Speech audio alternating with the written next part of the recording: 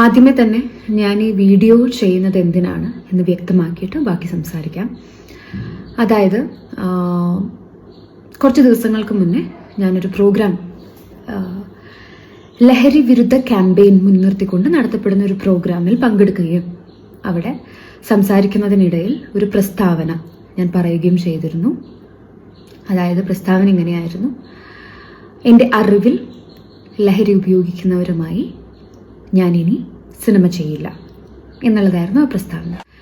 അപ്പം ഇത് കുറച്ച് റീസെൻ്റ് ആയിട്ട് കുറേ പേര് അതുമായി ബന്ധപ്പെട്ടിട്ടുള്ള പോസ്റ്റുകൾ, പല മീഡിയാസിലും അത് ആ ഒരു പറഞ്ഞതിനെ വെച്ചുകൊണ്ടുള്ള പോസ്റ്റുകൾ എനിക്ക് ഷെയർ ചെയ്ത് തന്നപ്പോൾ അതിൻ്റെ കമൻറ്റ് സെക്ഷൻ വായിച്ചപ്പോൾ I felt I should clear few things. അതായത് എന്തുകൊണ്ട് ഞാൻ ആ പ്രസ്താവന ഞാൻ അവിടെ അങ്ങനെ പറഞ്ഞെന്നും അങ്ങനെ ഒരു പ്രസ്താവന എടുക്കാനുണ്ടായ കാരണങ്ങളും അതുപോലെ എൻ്റെ നിലപാടുകൾ അല്ലെങ്കിൽ എനിക്ക് എന്താണ് പറയാനുള്ളത് എന്നുള്ളതും വ്യക്തമാക്കണം എന്നുള്ള തോന്നലിൻ്റെ പുറത്താണ് ഞാൻ ഈ വീഡിയോ ചെയ്യുന്നത്. ഈ പോസ്റ്റുകളുടെയൊക്കെ കമൻറ്റ് സെക്ഷൻ വായിച്ചപ്പോഴാണ് പലതരത്തിലുള്ള പേഴ്സ്പെക്റ്റീവാണ് ആളുകൾക്ക് ഈ ഒരു പ്രസ്താവനയോട് ഉള്ളത് എന്ന് എനിക്ക് മനസ്സിലായത്. വ്യക്തമായി അതിൻ്റെ കാരണം പറഞ്ഞാൽ പിന്നെ ആൾക്കാർക്ക് പല കഥകൾ ഉണ്ടാക്കേണ്ട കാര്യമില്ലല്ലോ. അപ്പം അതുകൊണ്ട് I will make it clear. അതായത് ഞാനൊരു സിനിമയുടെ ഭാഗമായപ്പോൾ അതിലെ ആർട്ടിസ്റ്റ്, ആ സിനിമ ഹോൾഡ് ചെയ്യുന്ന one of the main artist, ആ ആർട്ടിസ്റ്റിൽ നിന്നും കിട്ടിയ എക്സ്പീരിയൻസ്, അദ്ദേഹം ഇത് ഉപയോഗിച്ച് മോശമായ രീതിയിൽ പറഞ്ഞാലും മനസ്സിലാവാത്ത രീതിയിൽ പെരുമാറിയപ്പോൾ എന്നോടും എൻ്റെ സഹപ്രവർത്തകയോടും, അതായത് മോശമെന്ന് പറയുമ്പോൾ ഇറ്റ്സ് ലൈക്ക്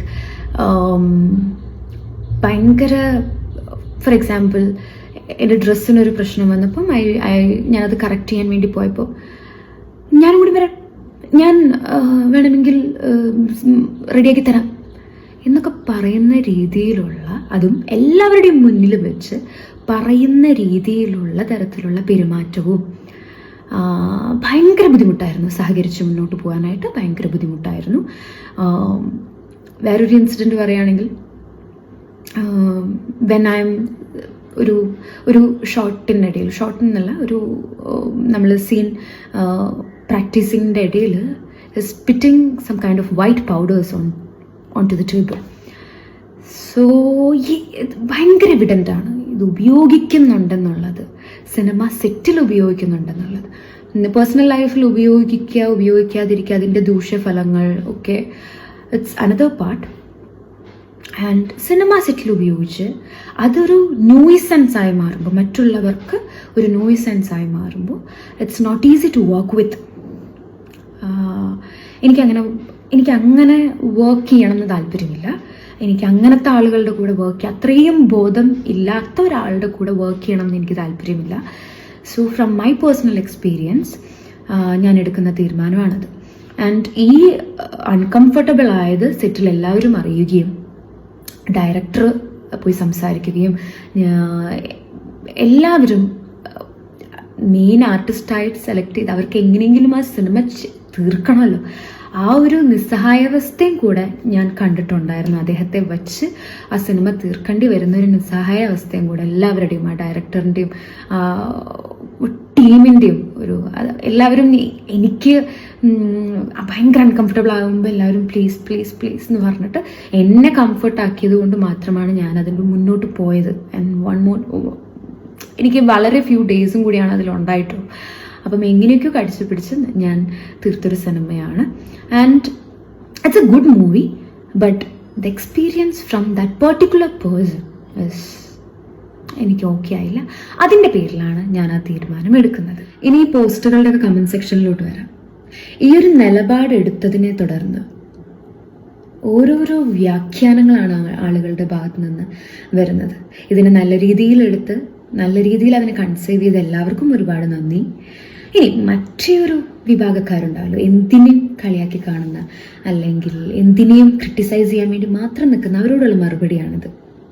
അതിന് നിനക്കെവിടെയാ സിനിമ? നീ എന്ത് സൂപ്പർ സ്റ്റാർ ആണോ ഇങ്ങനെ നിലപാടുകൾ എടുക്കാനായിട്ട്? സിനിമയില്ലാത്തത് കൊണ്ട് ഈ കാരണവും പറഞ്ഞ് സിനിമയിൽ നിന്ന് പുറത്തായി എന്ന് വരുത്തി തീർക്കാനുള്ള നിന്റെ ബുദ്ധിയല്ലേ ഇത് എന്നൊക്കെയുള്ളതിന് എനിക്കെവിടെ സിനിമ എന്നുള്ളത് അവിടെ നിൽക്കട്ടെ. സിനിമ ഇല്ലെങ്കിലും ഉണ്ടെങ്കിലും ദാറ്റ്സ് ഞാനല്ലേ അനുഭവിക്കണ്ടേ. എനിക്ക് സിനിമയില്ലെങ്കിൽ ആ വിഷമം ഞാനല്ലേ തീർക്കണ്ടേ. സിനിമയില്ലെങ്കിൽ സിനിമയില്ല, ഞാനിപ്പോൾ സിനിമയിൽ ഇല്ല, എനിക്ക് സിനിമയിൽ അവസരം കുറവാണ് എന്ന് പറയാനുള്ള മനോധൈര്യം, മനക്കട്ടി ഉള്ളൊരു വ്യക്തിയാണ് ഞാൻ. ചെറിയൊരു എക്സാമ്പിൾ പറഞ്ഞുതരാം. റീസെൻ്റ്ലി ക്യൂ സ്റ്റുഡിയോയിൽ കൊടുത്ത ഇൻ്റർവ്യൂവിൽ ഞാൻ പറയുന്നുണ്ട്, എനിക്ക് ഒരവസരമെങ്കിലും വന്നിരുന്നെങ്കിൽ എന്നാഗ്രഹിക്കുന്ന ഒരു നിമിഷമാണ് ഇപ്പോൾ. ഞാൻ ആഗ്രഹിക്കുന്ന രീതിയിലുള്ളൊരു സിനിമകൾ എനിക്ക് ചെയ്യാൻ അവസരമില്ലാതെ ഇരിക്കുന്ന സമയമാണ് എന്ന് വ്യക്തമായി പറയാനുള്ള മനക്കട്ടിയുള്ള ഒരാളാണ്. അത്തരത്തിലുള്ള ഇൻസെക്യൂരിറ്റി ഒന്നും ഇങ്ങനൊരു കാരണം കാണിച്ചുകൊണ്ട് മറക്കേണ്ട ആവശ്യമൊന്നും എനിക്കില്ല. ഇനി സിനിമയെ ഞാൻ സമീപിക്കുന്ന രീതി കൂടെ വ്യക്തമാക്കാം. സിനിമയാണ് എൻ്റെ ജീവിതം, സിനിമ ഇല്ലെങ്കിൽ എനിക്കൊരു ലൈഫില്ല എന്ന് കരുതുന്ന ഒരു മൈൻഡ് സെറ്റ് അല്ല എനിക്ക്. സിനിമ എൻ്റെ ജീവിതത്തിൻ്റെ ഒരു ഭാഗം മാത്രമാണ്. എനിക്ക് അതിൽ പണിയെടുക്കാൻ ഇഷ്ടമാണ്. I love cinema, I love acting. And എവിടെ നിന്നാണ് ഞാൻ വന്നതെന്നും എവിടെ എത്തി നിൽക്കുന്നതെന്നും ഇനി മുന്നോട്ട് എങ്ങനെ പോകണമെന്നും വ്യക്തമായ ധാരണയുള്ള ഒരു വ്യക്തിയാണ് ഞാൻ. എൻ്റെ ജേർണി ഓൾമോസ്റ്റ് എന്നെ ഫോളോ ചെയ്യുന്നവർക്കും എൻ്റെ ഒരു ജേർണി അറിയാവുന്നവർക്കും അറിയാലോ. അവസരങ്ങൾ കൂടെ അതൊരു പ്രധാന ഭാഗമാണ്. അവസരങ്ങൾ കൂടെ കിട്ടുക എന്നുള്ളത് അതിലൊരു പ്രധാന ഭാഗമാണ്. ആൻഡ് എനിക്ക് ഈ ഒരു സിനിമ എന്ന് പറയുന്നത് എൻ്റെ ജീവിതത്തിനോട് ചേർത്ത് കുറേ കാലം മുന്നോട്ട് പോകാനുള്ള ഒരു ആഗ്രഹമാണ്. ആ ഹോപ്പിൽ തന്നെയാണ് ഞാൻ മുന്നോട്ട് പോകുന്നത്. If that's not happening also I have a lot of other areas to work on in my life. പിന്നെ സൂപ്പർ സ്റ്റാർ ആണോ ഇങ്ങനെ ഒരു നിലപാട് എടുക്കാനായിട്ട് എന്നുള്ളവരോടുള്ള മറുപടി, സൂപ്പർ സ്റ്റാർ ആണെങ്കിലും സാധാരണക്കാരനാണെങ്കിലും ഒരു നിലപാട് ഒരു വ്യക്തി എടുക്കുന്നുണ്ടെങ്കിൽ അത് നിലപാട് തന്നെയാണ്. അത് ചിന്തിക്കാനുള്ള ബോധം ഈ കമൻറ്റ് ഇടുന്നവർക്ക് ഉണ്ടാവണം എന്ന് മാത്രമേ എനിക്ക് പറയാനുള്ളൂ. ഇനി ഇങ്ങനെ ഒരു പ്രസ്താവന ഒരു വ്യക്തി ആയിക്കോട്ടെ, ഒരു സാധാരണക്കാരനായിക്കോട്ടെ, ഒരു സൂപ്പർ സ്റ്റാർ ആയിക്കോട്ടെ, ഒരു ബഡിങ് ആർട്ടിസ്റ്റ് ആയിക്കോട്ടെ, അങ്ങനെ ഒരാൾ ഒരു നിലപാടെടുക്കുമ്പോൾ അതിനെ സപ്പോർട്ട് ചെയ്യാനുള്ളൊരു മൈൻഡ് സെറ്റ് ഇല്ലാതെ അതിനെ ക്രിട്ടിസൈസ് ചെയ്യാനും അതിനെ കളിയാക്കാനും ഒക്കെ ഒരു മൈൻഡ് സെറ്റ് ഉണ്ടാവുമ്പോൾ you guys need to think you are indirectly supporting. ഇപ്പം ഞാൻ പറഞ്ഞല്ലോ, ചില വ്യക്തികളുണ്ടല്ലോ എനിക്ക് ബുദ്ധിമുട്ടുണ്ടാക്കിയ, അല്ലെങ്കിൽ ഞാൻ എന്തുകൊണ്ട് ഈ പ്രസ്താവന എടുത്തു എന്നതിന് പിന്നിലുള്ള ആളുകളുണ്ടല്ലോ. വളരെ വ്യക്തമായിട്ട് പലർക്കും പല രീതിയിലും പല സ്ഥലത്തും അവർ തന്നെ പറഞ്ഞു പോകുന്നുണ്ട് അവരത് ഉപയോഗിക്കുന്നവരാണെന്നുള്ളത്. അപ്പം അങ്ങനെ പേഴ്സണൽ ലൈഫിൽ അവരെന്തും ചെയ്തോട്ടെ, that's not of my business. But when it comes to public nuisance, അവിടെയാണല്ലോ എല്ലാത്തിൻ്റെയും പ്രശ്നം തുടങ്ങുന്നത്. മറ്റുള്ളവർക്ക് ഉപദ്രവമായി മാറുമ്പോഴാണല്ലോ ഇതിൻ്റെയൊക്കെ പ്രശ്നങ്ങൾ ഉണ്ടാവുന്നത്. സോ അങ്ങനെ വരുന്നവർക്ക് നിങ്ങൾ കൊടുക്കുന്ന ഒരു ഇൻഡയറക്റ്റ് സപ്പോർട്ടാണ് എനിക്ക് ആ കമൻറ്റ് ബോക്സിൽ കാണാൻ പറ്റുന്നത്. ഒരു ഇൻഡയറക്റ്റ് സപ്പോർട്ട്. അവരെ പോലെയുള്ളവർക്ക് സിനിമകളുണ്ട്, ഇപ്പോഴും അവരെ വെച്ച് സിനിമ ചെയ്യാൻ ആൾക്കാരുണ്ട്. Why that's happening? Because there are people to support their behaviour, their things. അവരതൊക്കെ ചെയ്യുന്നത് അവർക്ക് എൻ്റർടൈൻമെൻറ്റാണ്, കൈൻഡ് ഓഫ് ഒരു എൻ്റർടൈൻമെൻറ്റാണ്. അവസാനമായിട്ട് ഇനി ഈ ഒരു പോസ്റ്റ് ഇറങ്ങിയപ്പം ഒത്തിരി ചാനൽസ് എന്നെ കോണ്ടാക്ട് ചെയ്തിരുന്നു for a lot of interviews and ഈ ലഹരി വിരുദ്ധ ക്യാമ്പയിനെ പറ്റി ബൈറ്റ്സ് കൊടുക്കാനൊക്കെ ആയിട്ട്. അവിടെ ഞാൻ ആർക്കും അത് കൊടുത്തിട്ടില്ല. കാരണം കൂടെ ഞാൻ വ്യക്തമാക്കാം.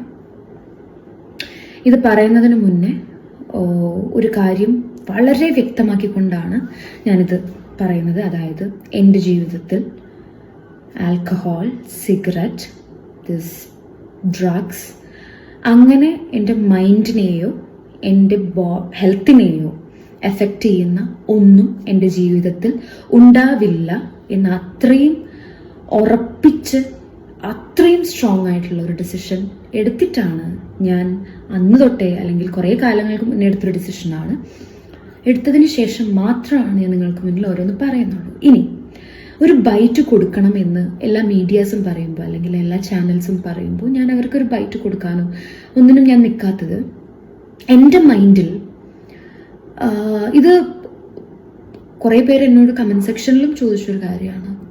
ലഹരി എന്ന് പറയുമ്പോൾ ദിസ് സിന്തറ്റിക് തിങ്സ് മാത്രമേ പെടുത്തുള്ളൂ. അതായത് MDMA, കൊക്കെയിൻ, കഞ്ച, ഇങ്ങനത്തെ സാധനങ്ങൾ മാത്രമേ പെടുത്തുള്ളൂ. No, right? അതിൽ ഈ ആൽക്കഹോളും കൂടെ പെടില്ലേ? പക്ഷെ നമ്മളിങ്ങനത്തെ ക്യാമ്പയിൻസ് ഒക്കെ നടക്കുമ്പം, അല്ലെങ്കിൽ ലഹരി വിരുദ്ധ ക്യാമ്പയിൻ, എല്ലാവരും ഈ സിന്തറ്റിക്സിന്റെ കാര്യം മാത്രമേ പറയുന്നുള്ളൂ. കള്ളിന്റെ കാര്യത്തിൽ കള്ളിനോട് മാറ്റി വയ്ക്കാം സൈഡിൽ, അല്ലേ? ബിക്കോസ് അതിന് വാങ്ങാനും വിൽക്കാനും ഒക്കെ അനുമതിയുണ്ട്. അതിനെ മാറ്റി വെച്ചിട്ട് ബാക്കിയുള്ള സാധനങ്ങളെ മാത്രം പിടിക്കാം എന്നുള്ളൊരു മൈൻഡ് സെറ്റ് അല്ലേ? അങ്ങനത്തെ ക്യാമ്പയിനുകളുടെ ഭാഗമാവാൻ എനിക്ക് താല്പര്യമില്ല. അങ്ങനത്തെ ബൈറ്റ്സ് കൊടുക്കാനായിട്ട് എനിക്ക് താല്പര്യമില്ല. ഇപ്പം മദ്യവും ഉപയോഗിച്ചും ഒത്തിരി പ്രശ്നങ്ങൾ ഉണ്ടാവുന്നുണ്ട്, ഒത്തിരി കുടുംബങ്ങൾ നശിക്കുന്നുണ്ട്. ഓൾസോ ദിസ് ഡ്രഗ്സ് യൂസ് ചെയ്തിട്ടും ഒത്തിരി പ്രശ്നങ്ങളും ഒത്തിരി കുടുംബങ്ങളും നശിക്കുന്നുണ്ട്. സോ എടുക്കുമ്പം എല്ലാതും ഒരുമിച്ച് കൂട്ടിയല്ലോ ഒരു തീരുമാനം എടുക്കേണ്ട, അല്ലെങ്കിൽ ഒരു യത്നത്തിന് നമ്മൾ മുന്നോട്ട് പോകുമ്പം ഒരുമിച്ച് എല്ലാതും ഈക്വൽ അല്ലേ? പക്ഷെ ഇവിടെ ഇത് മാറ്റി വയ്ക്കുക, ഇതിനെയാണ് ഫോക്കസ് ചെയ്യുന്നത്. അതൊരു നല്ലൊരു എനിക്ക് പേഴ്സണലി അതത്ര ഓക്കെ ആയിട്ട് തോന്നിയിട്ടില്ല. ആൻഡ് ഐ സ്ട്രോങ്ലി കുറേ മുന്നേ എടുത്തൊരു ഡിസിഷനാണ്. ഇതിൽ ഒരൊറ്റ സാധനം എൻ്റെ ജീവിതത്തിൽ ഉണ്ടാവില്ല എന്നും അത് ഉപയോഗിക്കുന്നവർ, അതിൽ ആൽക്കഹോൾ ആയാൽ പോലും ഒരു സിഗരറ്റ് ആയാൽ പോലും ഉപയോഗിക്കുന്നവർ എൻ്റെ പേഴ്സണൽ സർക്കിൾ ഉണ്ടാവുമല്ലോ, അതിലോട്ട് ഞാൻ അടുപ്പിക്കത്തില്ല എന്നുള്ളതും ഞാനെടുത്ത തീരുമാനമാണ്. ഈ തീരുമാനം ആരെയും ബുദ്ധിമുട്ടിപ്പിക്കില്ല, ആർക്കും ഒരു ബുദ്ധിമുട്ടാവില്ല എന്നുള്ളത് വ്യക്തമായ ബോധമുണ്ട് എനിക്ക്. ഞാൻ ആരെയും ബുദ്ധിമുട്ടിക്കാനും തയ്യാറല്ല. സോ ഇതാണ് എൻ്റെ നിലപാട്. എനിക്ക് പറയാനുള്ളത് ഞാൻ വ്യക്തമാക്കുകയാണ്. ഇനി ഇതിൻ്റെ ഇടയിൽ എന്തൊക്കെയാണ് കമൻറ്റ് വരുന്നതെന്ന് നമുക്ക് കണ്ടറിയാം. Thank you.